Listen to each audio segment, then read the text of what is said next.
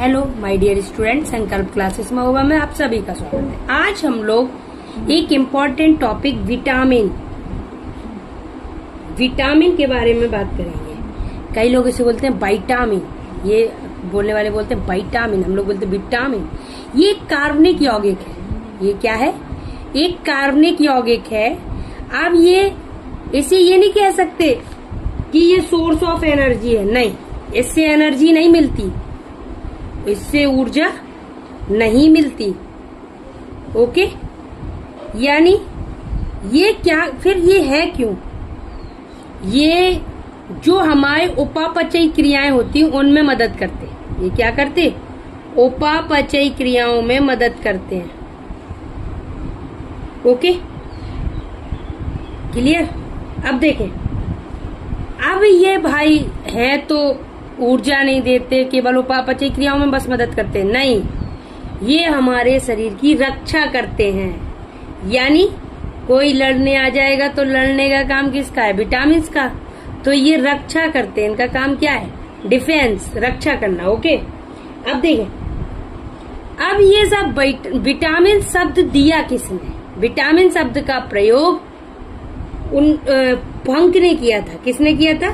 फंक ने किया था। ओके, विटामिन शब्द का प्रयोग किसने किया था? फंक ने। बहुत सारे विटामिन होते हैं, vitamin A, B, C, D, E, K. Okay, तो क्या किया कि अब भाई घुलनशीलता के आधार पर इन्हें दो भागों में बांट दिया गया। एक जल में घुलनशील विटामिन और एक वसा में घुलनशील विटामिन। एक कहावत है ना, गई भैंस पानी में, तो बीसी भैंस मतलब बी और सी कहाँ गए? पानी में। बाकी जो बच्चे ए, डी, ई, के, ये सारे वसा में घुलनशील विटामिन है। सबके काम अलग अलग हैं। विटामिन ए तो उन्होंने कहा भाई नाइट ब्लाइंडनेस हो जाती है, इसी को बोलते रतौंधी। विटामिन डी एकदम सूखा साखा कर देता, रिकेट्स, एकदम पतला दुबला।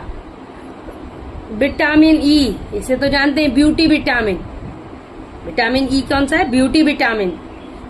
विटामिन ए जनन क्षमता के लिए होता है, विटामिन के जनन क्षमता के लिए होता है।